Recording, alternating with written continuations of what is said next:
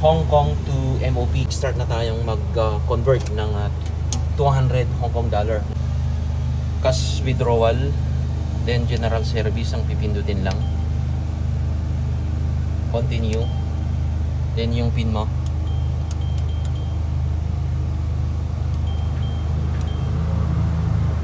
And naglo-loading yung ATM. Then magbabalance inquiry tayo muna.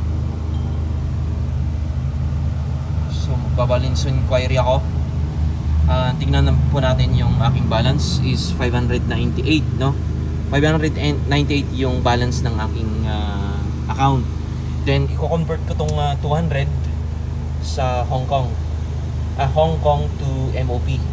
Then cancel ko muna to. Then mag-start na tayong mag-convert ng 200 Hong Kong dollar, no? Then mag-balance inquiry ako mamaya. Then unang gagawin ay pasok yung ATM dito.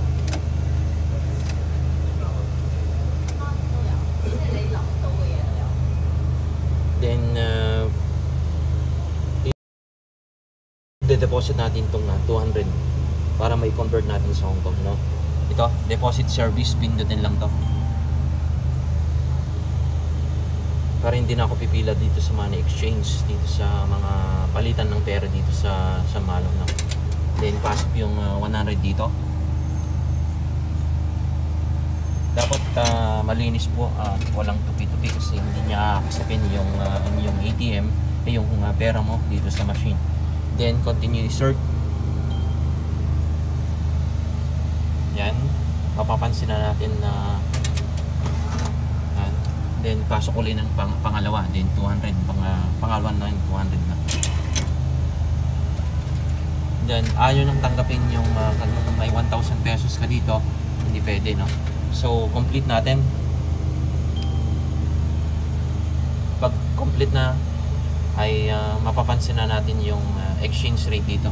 Ito yung exchange rate, 1.03. So 206 ang napunta sa ating MOP. Confirm.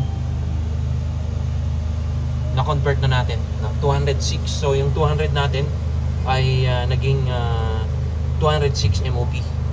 Then magdo-double check ako ulit. Complete natin. Ma-receive na natin yung information natin dito sa ating account.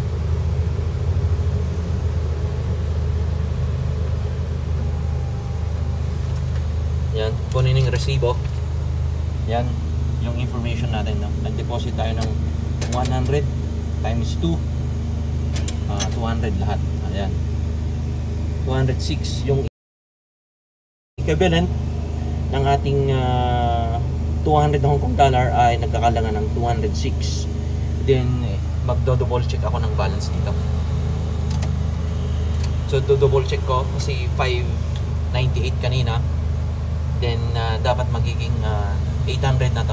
So cash withdrawal, continue yung pin mo,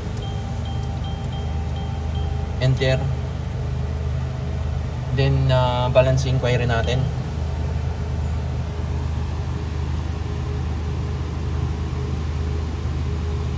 Yan, naging 804 na yung balance ko.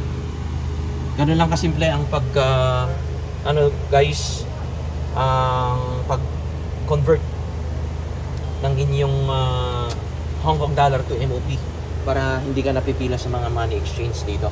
Kasi parehas lang yung exchange rate, 1.03 yung na-convert niya. Maraming salamat guys. Don't forget to subscribe to my YouTube channel. Meron akong website, pwede mong i-click yung website ko para more information about banking. Thank you.